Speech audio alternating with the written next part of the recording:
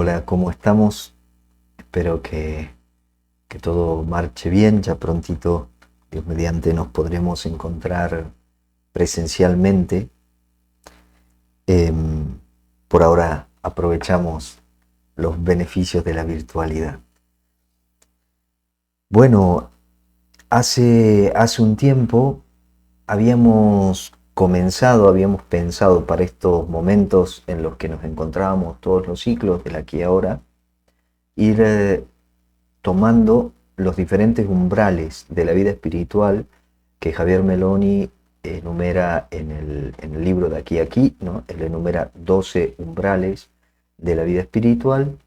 Nosotros hemos visto ya el primero, de la cerrazón a la apertura, y hemos afirmado y ya venimos afirmando desde hace mucho tiempo la necesidad de la apertura, la necesidad de estar en este mundo tan plural, de estar con una apertura atenta, ¿no? Hoy hablaremos un poquito de la atención. Eh, la prudencia hoy creo que tiene más que ver con esta apertura atenta que con esa sospecha, ¿no?, generalizada que a veces hemos tenido y que creo yo hemos confundido o hemos entendido así la prudencia en otro momento, ¿no?, con una sospecha generalizada, casi con una pretensión de una pureza irreal, ¿no?, de la percepción de la verdad, de la acogida a la verdad, y entonces hemos estado ahí tratando de cerrar, ¿no?, todo lo contrario de lo que decía Tagore, que me parece, de cuidado con esto de estar cerrando puertas y ventanas a la verdad, perdón, al error, porque podíamos dejar afuera la verdad. Entonces esta apertura necesaria para un camino espiritual fue lo primero que vimos, ¿no?, en estos encuentros y en estos umbrales. Y después, la semana pasada, hace 15 días, estuvimos en diálogo con Camilo y ahí afrontamos el umbral de pasar del ruido al silencio. La necesidad que por una parte teníamos o tenemos de ser conscientes de nuestros ruidos, no solo del ruido externo, que por ahí es el más evidente, sino y sobre todo de los ruidos internos, de los ruidos interiores.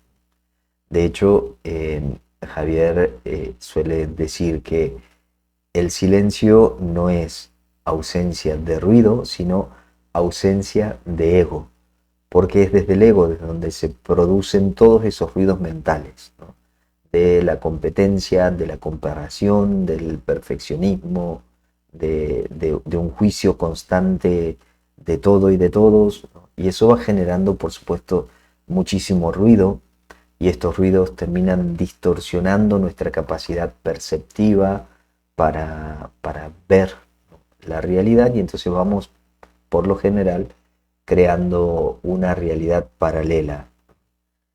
Ahora, hoy vamos a hablar un poco sobre el tercer umbral, que es de la dispersión a la atención.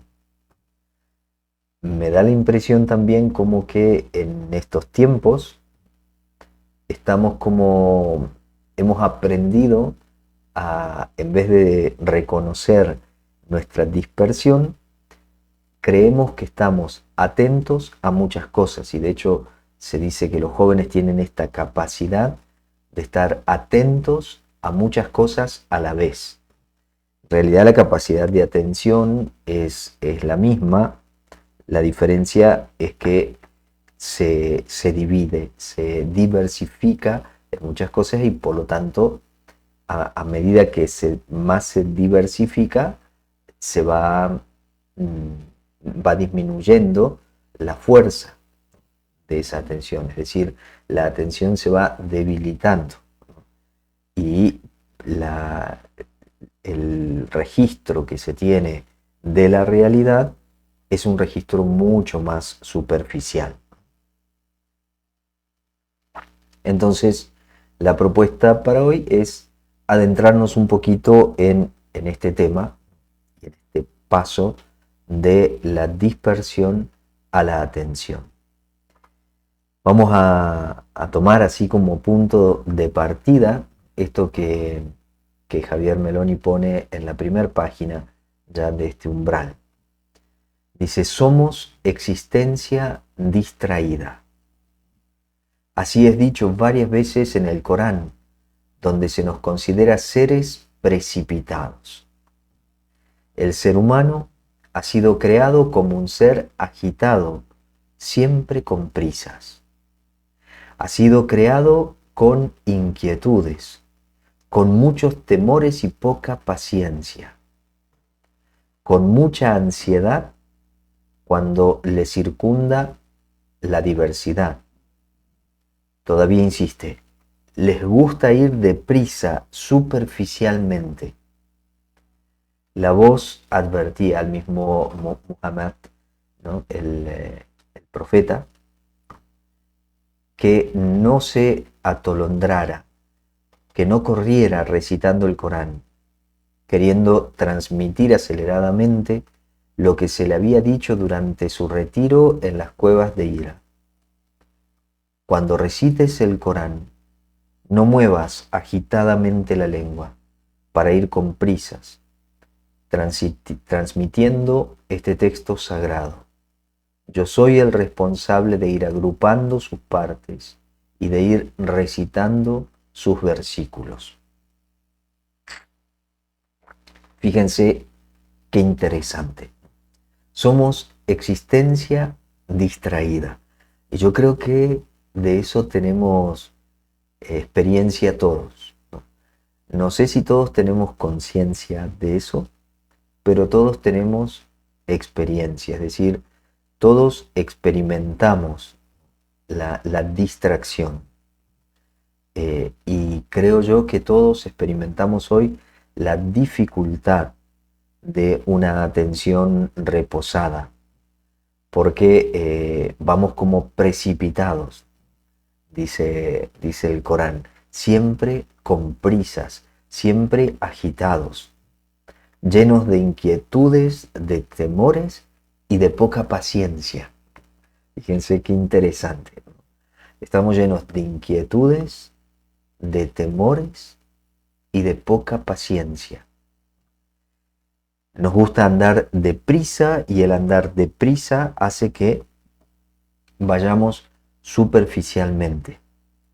Acuérdense que ya varias veces hemos dicho, citando también a Meloni, que el modo de ir profundizando y de ir yendo a la esencia, digamos, de lo que somos, es un reposo, ¿no?, que me permita ir a esas profundidades para tener una mayor apertura consciente, atenta y consciente.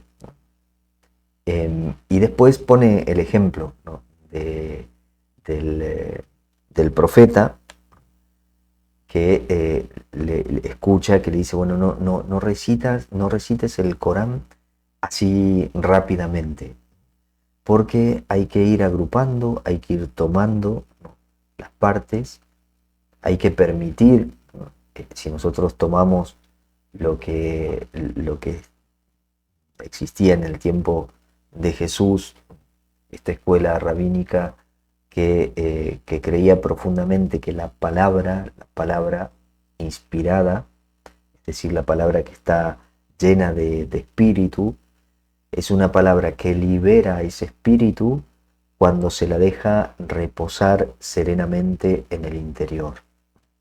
Ahí entonces sí libera la fuerza transformadora y no solamente ilumina el intelecto, ilumina la mente, sino que transforma la existencia. Pero para eso se requiere naturalmente una lectura reposada y hay que dejar que esa palabra quede dentro, lo que quizás nosotros indicamos en nuestra tradición como la meditación, ¿no? Que es este rumiar tranquilo, sereno, con paciencia, esa palabra que hemos recibido. Entonces, el ser humano ha estado siempre expuesto a la agitación, siempre. Esta inquietud y agitación provienen de nuestra falta de arraigo interior. En algún momento también hemos dicho que lo contrario de interioridad no es exterioridad, sino superficialidad.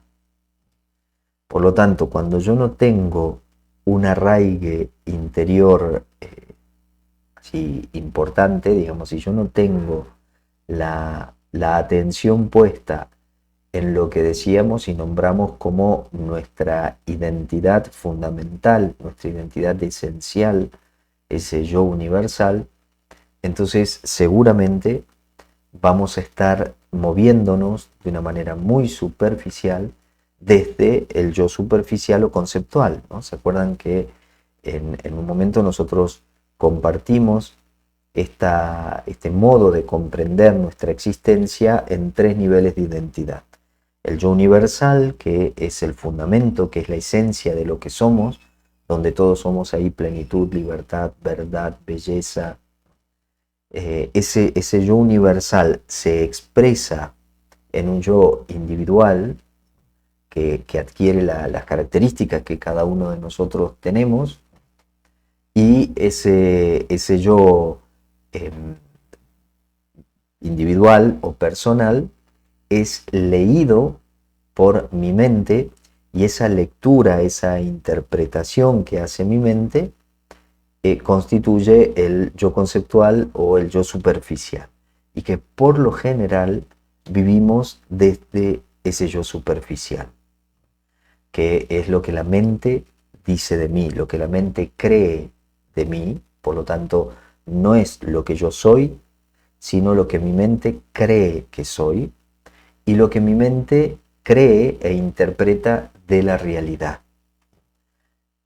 Por eso es que Jung decía, el que vive hacia afuera duerme, ¿no? Porque está como en un sueño, porque es toda una realidad interpretada y armada, creada, ¿no? En cambio, el que mira hacia adentro despierta, decía él. Es decir, el que se conoce profundamente y siempre un poco más, va despertando a la realidad y va dejando que la realidad sea lo que es, sin tanta interpretación. Eso es muy importante. Todas las tradiciones espirituales tratan de serenarnos y de centrarnos en lo esencial. Todas las tradiciones espirituales, con lenguajes diferentes, porque los contextos culturales, históricos en los que surgen son diferentes. Sin embargo, todas las tradiciones espirituales intentan serenarnos, tranquilizarnos, para poder ir a lo esencial, para entrar en contacto con ese yo universal, ¿no? Ese yo profundo, esa identidad profunda, esa esencia de lo que somos, y vivir desde ahí. O sea, que no vivamos desde el yo conceptual o superficial, sino que seamos capaces de vivir desde la conciencia de ese yo universal, de nuestra identidad más profunda. Seguimos entonces adelante, ¿no? Fíjense las consecuencias de la dispersión, por lo que nosotros podemos ser conscientes, ¿no? De que estamos dispersos, que vivimos arrastrados por múltiples estímulos, es decir, cualquier cosa que pasa alrededor atrae mi atención, ¿no? Eso pasa mucho, por ejemplo, en las reuniones, ¿no? O en los momentos en los que yo estoy con una persona. Si yo me doy cuenta que estoy en una reunión y escucho un ruidito y ya mi cabeza y mi mirada van hacia ese ruidito, ¿no? Significa que no estoy atento a la realidad en la que me encuentro, ¿no? Ya vamos a ver ahí al final, sino que mi atención está muy dispersa, atenta a todos esos estímulos que aparecen alrededor mío. Esta dispersión en realidad nos fragmenta, es decir, va como haciendo que tanto mi mente, mi corazón, estén fragmentados, estén divididos. Y naturalmente, lógicamente, mi acción va a estar también así, fragmentada. No va a ser una acción en la que esté implicado yo totalmente, sino que voy a estar fragmentadamente implicado. O sea, algo de mí. Pero bueno, ya vamos a ver de que cuando yo no estoy, ¿no? Esto que le dice como tercer punto, la dispersión se expresa en un deseo de estar en todas partes, sin pertenecer a ninguna. Javier Meloni dice, cuando no estamos donde tenemos que estar, es decir, donde está nuestro cuerpo, en realidad no estamos en ninguna parte. Es decir, en vez de ser presencia, somos ausencia, no estamos. El camino espiritual consiste en aprender a habitar lo que acontece. Es decir, el camino espiritual consiste esencialmente en estar presente. Miren que este estar presente en realidad sería como lo más lógico y hasta lo más fácil, ¿no? O sea, estar donde estoy parecería que sería lo más fácil, pero es increíble que estamos tan habituados a la dispersión, que lo más común, no lo más natural. Lo más natural sería estar donde estoy, estar donde está mi cuerpo. Eso sería lo más natural. Pero lo más común, porque lo hemos aprendido, es a no estar en ninguna parte, que mi cuerpo esté en un lugar determinado, pero mi mente y mi corazón están por otro lado. Por lo tanto, yo no estoy en ninguna parte. Y si no estoy en ninguna parte, naturalmente estoy ausente, no soy presencia. Y por eso posiblemente no sepamos disfrutar de la vida, porque estamos siempre a media, siempre corriendo, y eso genera una gran insatisfacción, mucha insatisfacción. Algunas acciones concretas que favorecen este paso de la dispersión a la atención, que favorecen el estar presente, ¿no? Vamos a enumerar 4 acciones concretas que van a ver que son muy prácticas. Lo primero es detenerse. Esto es sumamente necesario. Nosotros andamos a las corridas y saben que por lo general lo que nos hace andar a las corridas no es tanto la necesidad que tenemos, porque no se puede vivir de otra manera, o sea, no es tanto eso, sino que también tiene ahí mucho que ver el ego, de cómo pretendo estar, de cómo pretendo que los otros me vean, actuando, estando, ¿no? Bueno, tiene mucho que ver el ego. Entonces este detenerse hace mucho bien. Ojalá pudiésemos hacer pausas pequeñas, ¿no? de un minuto, pero más o menos frecuentes durante el día. Que nos despertemos, que nos levantemos y que podamos hacer una pausa. Es probable que muchos de nosotros lo primero que hagamos, ¿no? que hacemos cuando nos levantamos o nos despertamos, es agarrar el celular. Y entonces empezamos a ver mensajes, empezamos a ver no sé, redes sociales, y ya vamos informando, ¿no? Ya vamos metiendo en la cabeza y en el corazón muchísima información que naturalmente va a favorecer esta dispersión.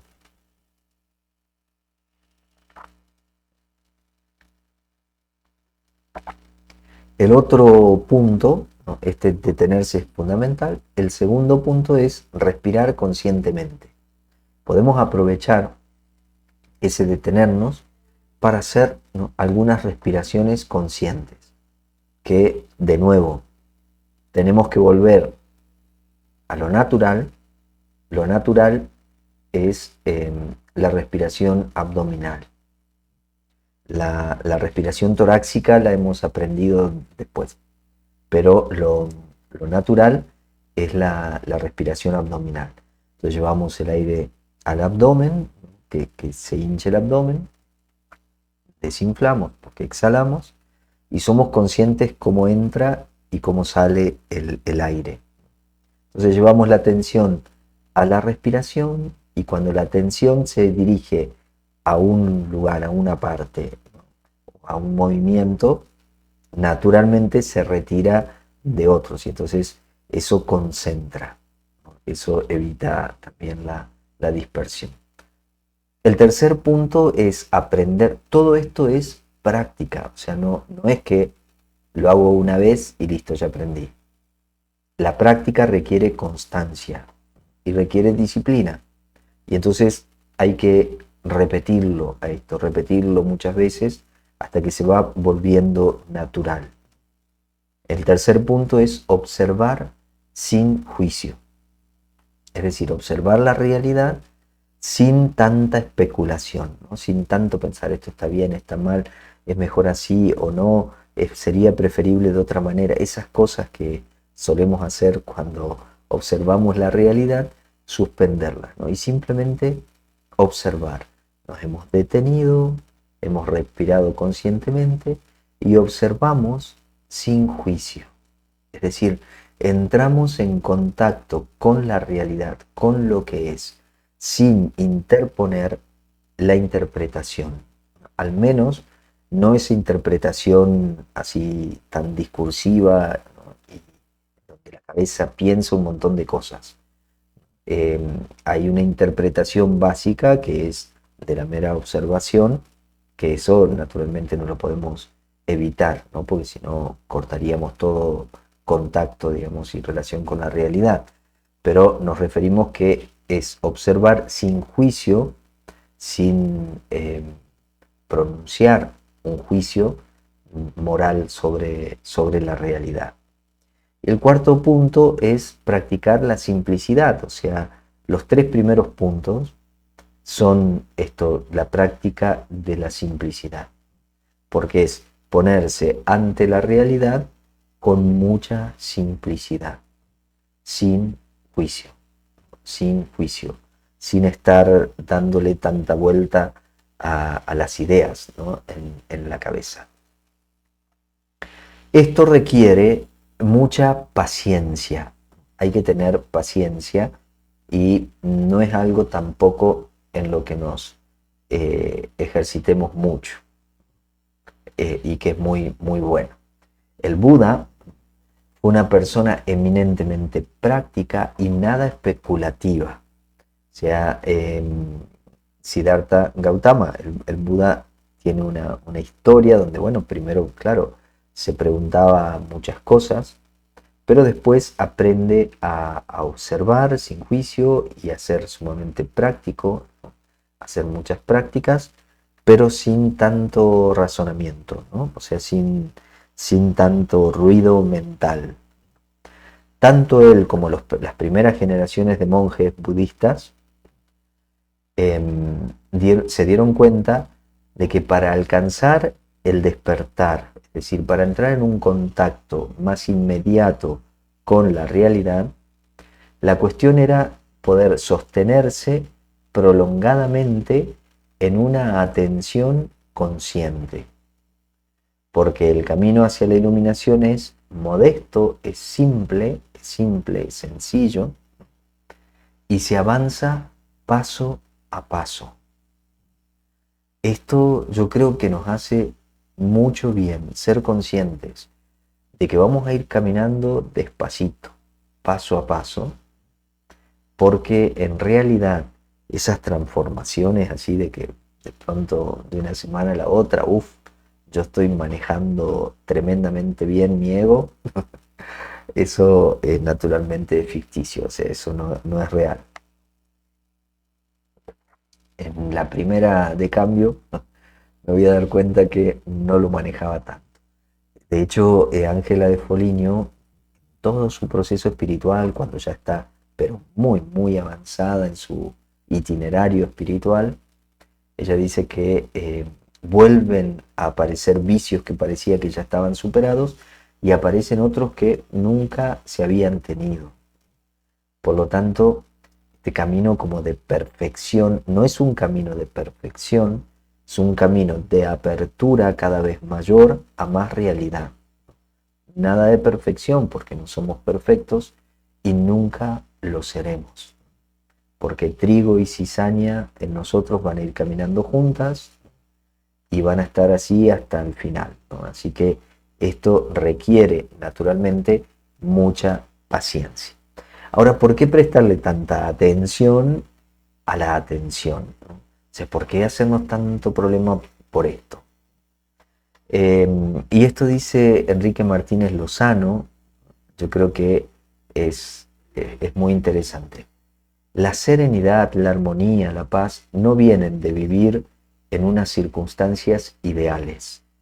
Como que si el contexto va a ser de que yo realmente viva en armonía, en serenidad o en paz, y si yo no tengo un contexto adecuado, entonces justifico falta de paz porque, bueno, el contexto es una locura. En realidad no depende de eso, sino de la capacidad de mantener centrada la atención, aún en medio de la dificultad, en aquello que es lo más constructivo. O sea, en realidad la paz, la armonía, la serenidad dependen de la capacidad que yo tenga de mantener la atención puesta en lo verdaderamente importante. En ese sentido se puede afirmar que el cuidado de la atención es el precio de nuestra libertad. No se puede ser libre si no se es dueño de la propia atención. Es decir, si mi atención se va para todos lados, yo soy esclavo de mi dispersión, de esta atención dispersa. En cambio, si yo manejo, controlo la atención y yo le digo a la atención, quiero que te pongas acá, quiero que te fijes, no que quedes fija en la respiración, fija en la lectura de este texto, fija, si yo soy el que manejo la atención, entonces soy verdaderamente libre. Y sigue diciendo Enrique Martínez Lozano, una mente vagabunda y errática, es decir, una mente dispersa, es fuente de esclavitud y de sufrimiento, que nos mantiene a merced de interminables vaivenes sin sentido. Y ahí es cuando tenemos esa sensación de andar mucho y de recoger poco. O sea, que anduvimos para todos lados y sin embargo una sensación de vacío muy, muy grande. Entonces, evidentemente, eso es un signo de dispersión, eso es un signo de que yo no he estado presente, que mi atención ha estado muy superficialmente en todo y entonces yo en realidad no estuve en nada. Entonces, ¿cómo se presenta, ¿no?, esto que venimos hablando y que de alguna manera tiene como más afinidad, digamos, al menos así afectiva, con una tradición budista, ¿no? Bueno, a ver cómo se traduce esto o cómo está presente en nuestra tradición judeocristiana.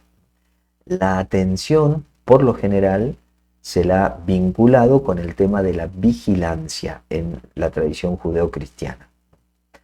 Muchos de los padres del desierto, estos monjes que vivían en el desierto, trabajaron el tema de la vigilancia. Y la principal fuente de inspiración, ¿no?, de esta vigilancia es la parábola de las vírgenes prudentes, ¿no?, y las necias, ¿no? 5 prudentes y 5 necias, que claro, cuando uno lee esa parábola las sensaciones, pero qué mezquinas estas que no quieren compartir su aceite con las que le faltan el aceite. Lo que pasa es que esta parábola lo que quiere subrayar el hecho de que nadie puede sustituir a otro en su trabajo de atención. O sea, nadie puede, yo no puedo ser atento por otra persona, ni otra persona puede ser atenta por mí. O sea, la atención es algo que cada uno de nosotros necesita trabajar en uno mismo, porque es una de las experiencias, o sea, toda experiencia es intransferible, pero acá, por supuesto, qué sé yo, yo puedo ayudar a algunas cosas, suplir, por ejemplo, cuestiones de fuerza. Si alguien no tiene fuerza y necesita mover algo, bueno, yo puedo ir y ayudarle a mover, pero con el tema de la atención, yo no puedo hacer nada por el otro. O sea, no puedo hacer ese trabajo por el otro, lo puedo hacer solo en mí. Cada cual es el custodio de su propia lámpara, es decir, de su propia vida, es decir, del manejo de la atención. Cada cual es custodio del manejo de su atención. En el esposo, ¿no?, de la parábola está simbolizado todo lo real, todo aquello que viene y tenemos que estar preparados para recibir. O sea, el esposo no es una persona, el esposo es la realidad. Y que la realidad se presenta así cada vez que estamos, se presenta siempre de una manera imprevista, y entonces yo tengo que estar atento. En eso también es interesante que en el budismo, sobre todo en el budismo zen, que se practica tanto este tema de la atención, ya lo hemos compartido, que los monjes suelen hacer todos los días la mayor parte de las cuestiones así cotidianas, que es extender la cama, el momento de la comida y demás. Lo hacen con rituales que son idénticos siempre, pero como que el desafío es hacer esos rituales como que si fuese la primera vez, ¿no?, y la única vez que lo hago.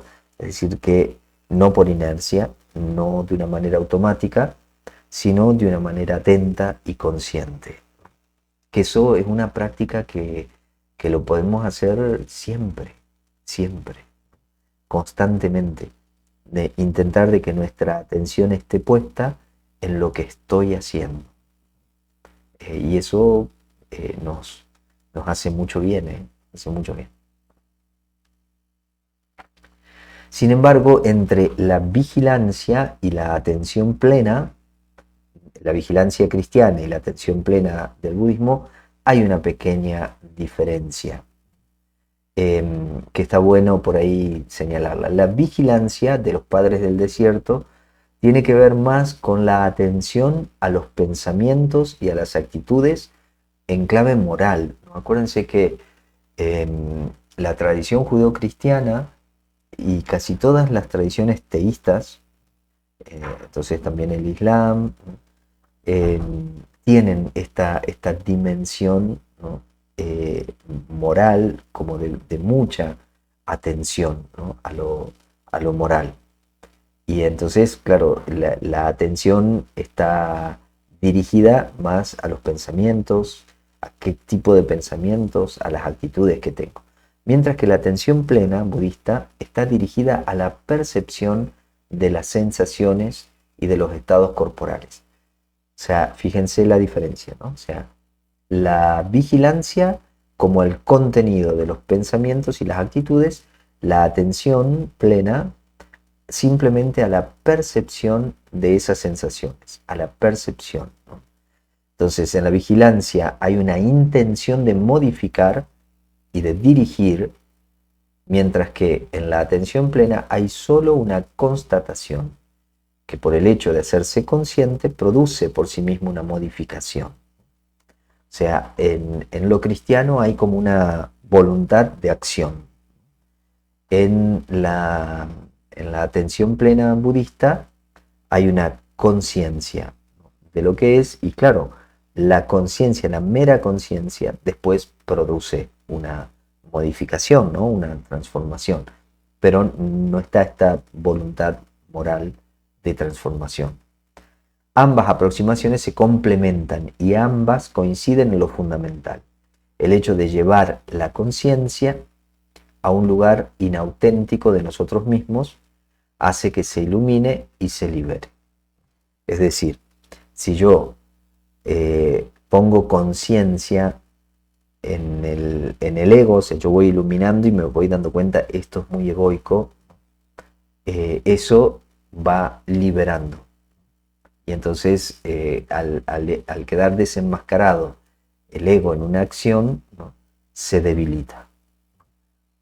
Los dos tienen que ver y apuntan a lo mismo de maneras diferentes y seguramente complementarias. A veces hará falta simplemente una observación, así de conciencia plena. Otras veces quizás haga falta un poquito más de fuerza, de voluntad, de acción en algo para poder avanzar mejor. Entonces, esto también es importante porque la atención como que devuelve la sacralidad, así como la dispersión, el no estar presente, es como una falta de respeto, es como una profanación de lo real, porque es como no tomar en serio lo real. La atención restituye esta sacralidad. Existe un modo de mirar que devuelve sacralidad a las cosas, a las que se la hemos arrebatado tantas veces por nuestra avidez o nuestra distracción. Henry de Thoreau dice: si nos hemos profanado a nosotros mismos, ¿y quién no?, el remedio será la cautela y la devoción para volver a consagrarnos y convertir de nuevo nuestras mentes en santuarios.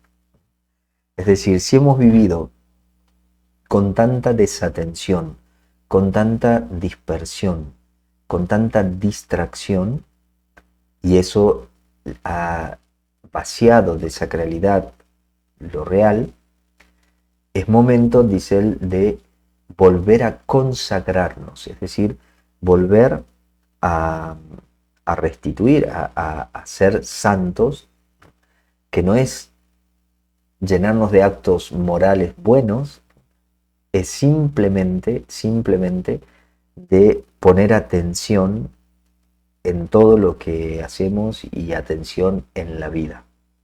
Porque si yo estoy atento, ¿no?, la mirada serena y reverente, serena y con reverencia, se posa de tal modo sobre las cosas que convierte en sagrado lo que ve. O sea, ¿cómo hago para consagrar y consagrarme? Tengo que mirar, ¿no?, llevar la atención serena y reverente a todo lo que es. Y yo de esa manera le devuelvo la sacralidad a las cosas y a la realidad, ¿no?, y a las personas. O sea, es muy bonito cuando estamos frente a una persona que está totalmente presente, que yo percibo que me está recibiendo totalmente y sin juicio. Eso es maravilloso y me devuelve la experiencia de que todo lo que estoy compartiendo es bueno, aunque me esté confesando, aunque esté hablando de cosas que son errores míos, que son faltas, que son límites. Sin embargo, todo se vuelve sagrado. En síntesis, entonces, la práctica de la atención plena nos permite permanecer anclados en el presente. Y saben que se da como una simultaneidad, que si yo estoy anclado en el presente, también me voy anclando en mi identidad más profunda, en lo que verdaderamente soy. Esto es algo que se da simultáneamente y sin pensarlo. O sea, no es que yo tengo que pensar, a ver, ¿cómo hago para situarme y para anclarme en mi identidad más profunda, en mi yo universal? no, o en mi yo universal no, sino en el yo universal. ¿Cómo hago? Bueno, si yo con la atención estoy totalmente presente, ahí se da simultáneamente este reposar, este anclarme en mi identidad más profunda. Basta entonces tomar distancia de la mente, ¿no?, del ruido mental, respirar hondo y dar un paso atrás, para que el pensamiento se silencie y emerja la conciencia del momento presente y nos reconozcamos en una identidad que está infinitamente más allá del ego. En ese acto de estar presente, nos reconocemos en nuestra identidad más profunda. Y ahí sí es cuando podemos decir yo soy. O sea, yo no puedo decir yo soy impaciente, ¿no?, porque eso no forma parte de mi identidad más profunda. O sea, yo me comporto de una manera impaciente, pero yo soy plenitud. Yo soy amor. Y cuando esto se da, ¿no?, cuando yo estoy totalmente presente, cuando puedo respirar hondo y tomar distancia del ruido mental, entonces ahí me reconozco, emerge en mí esta identidad más profunda, lo que yo verdaderamente soy. ¿Y cuál sería el fruto? Entonces, si las consecuencias de la dispersión eran la fragmentación, el fruto de la atención es lo contrario, es la unidad interior y la vida unificada. Entonces ahí yo tengo la experiencia de que estoy totalmente presente. Y como estoy totalmente presente acá, no hay ningún problema, ¿eh? La sensación es, cuando se está en el presente, que no hay problemas. Que uno transita situaciones, ¿no?, pero no hay problemas. Otro de los frutos de la atención es que lo cotidiano, todo lo que hacemos, adquiere un sentido nuevo y como que todo tiene sentido. No, quizás no lo podemos explicar, capaz que no podemos decir el sentido de esto es tal cosa, pero es una sensación, ¿no?, de mucha conciencia y una confianza impresionante de que está todo bien, o sea, tiene sentido, o sea, esto tiene que ser así, ¿no?, y está bien que sea así. Otro es que el estado de presencia, donde lo sagrado se revela, ¿no?, es también un fruto de la atención, ¿no? La atención reposada y serena hace que este estado de presencia sea la posibilidad para que se revele lo sagrado. No sé si se acordarán, pero cuando hablamos del silencio, decíamos que lo divino solo se escucha, se contempla, se comprende en el silencio. Y ahora podríamos decir, lo sagrado de la vida, lo divino de la vida, solo se revela en el estado de presencia. Cuando yo estoy totalmente presente, entonces toda la realidad manifiesta, revela la divinidad de la que está llena. Ángela de Foligno decía, este mundo está preñado de Dios. O sea, ella era capaz de ver que todo, absolutamente todo, ¿eh?, nada quedaba fuera de esta presencia y todo estaba lleno de esa presencia. ¿Y por qué lo veía? Porque ella estaba presente. Porque ella había logrado manejar, digamos, su atención, ponerla donde quería y su atención ya naturalmente se dirigía a la presencia, a lo que ella quería, a esa presencia. Tanto que en un momento ella dice, aunque quiero pecar no puedo, porque no puedo querer otra cosa que lo que vos querés.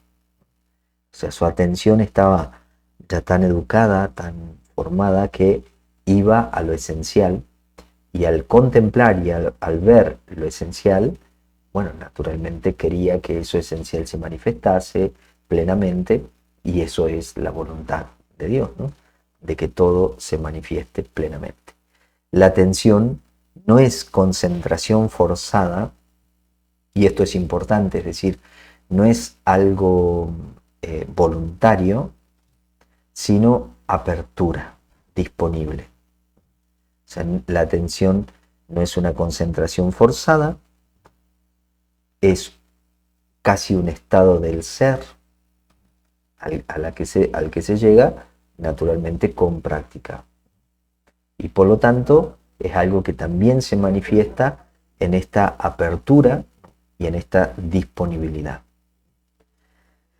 Finalmente entonces la atención nos conduce al centro, nos conduce a la esencia de lo que somos, nos conduce a la conciencia de la plenitud que somos, de la unidad que somos, de la bondad que somos, del amor incondicional que somos, de la verdad que somos.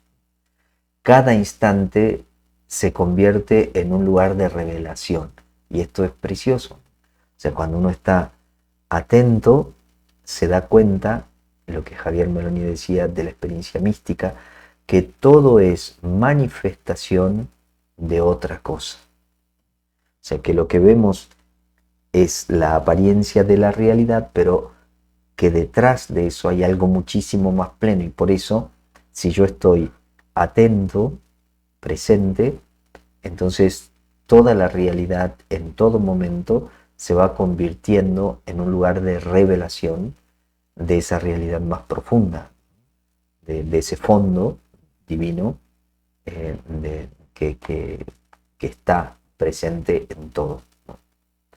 Por lo tanto, de la dispersión a la atención es lo mismo que estar aquí y ahora, que habitar el aquí y el ahora.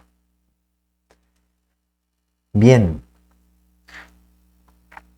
bueno, yo creo realmente que esto es muy, muy importante, y por eso vale la pena detenerse y darle vueltas a, a toda esta cuestión, ¿no?, de la atención. Pasa lo mismo que el umbral del ruido al silencio. eh, Tenemos que partir de una conciencia del ruido para pasar al silencio. Tenemos que partir de la conciencia de la dispersión, o sea, reconocer cómo estoy disperso, cómo mi atención está diversificada por todos lados, y eso naturalmente me fragmenta, y me genera una sensación de inquietud muy grande, de insaciabilidad. O sea, no estoy bien, no se siente bien, ¿no?, estar así, para ver la necesidad de la práctica de la atención. Y después, bueno, eh, practicar. No queda otra que eso, practicar. Y de nuevo, siempre medio como que volvemos a lo mismo, pero la práctica del silencio naturalmente ayuda. Y quisiera recordar algo que decíamos casi al inicio de este momento, de este espacio, la práctica de el detenernos al menos un minuto en diferentes momentos del día. Cuando nosotros veamos que puedo frenarme, detenerme un minuto, respirar hondo algunas veces, ¿no?, hacer una respiración consciente, eso hace mucho, mucho bien, de manera de que yo pueda estar ahí presente y poder saborear la simplicidad de la vida. La vida es simple. La sensación que nosotros tenemos de complejidad, de dificultad, es por lo fragmentado que estamos, de estar atentos a mil cosas y no estar en ninguna parte. Pero si no, la vida es realmente simple. Y es una práctica, y hay que intentar, ¿no? Hay que intentar, vale la pena intentar. Y bueno, ya nos encontraremos para conversar, em, para hacer todas las preguntas que consideren necesarias hacer. La posibilidad, bueno, de tener esto, de tener el videito, es que ustedes pueden ver, escuchar, frenarlo y pensar un poquito y formular preguntas y imaginarse prácticas de, de lo cotidiano. No hay que irse fuera de la realidad cotidiana para, para practicar la atención. O sea, lo podemos hacer perfectamente, se puede hacer naturalmente, perfectamente en casa, en el trabajo, en la calle, en todos lados, en todos lados. Y seguramente van a poder ir viendo que si se practica la atención, se va simplificando, no parece para nada imposible, pero hay que tenerse mucha paciencia. Como decía eh, el Buda, hay que ser conscientes de que el camino espiritual se va dando paso a paso, lentamente, porque bueno, durante muchísimo tiempo hemos aprendido o mal aprendido formas de sobrevivir, y esto de reaprender a vivir lleva su tiempo, porque hay que, eh, sería deconstruir lo que hemos construido, desaprender cosas que hemos aprendido y hemos sostenido durante mucho tiempo, ¿no? Y eso naturalmente lleva tiempo, lleva conciencia, lleva práctica. Bueno, una alegría, como les decía al inicio, encontrarnos, aunque sea así, virtualmente, y ya prontito nos estaremos viendo nuevamente y encontrándonos de manera presencial. Que Dios nos bendiga a todos y que podamos seguir buscando este modo de vivir cada vez en mayor plenitud.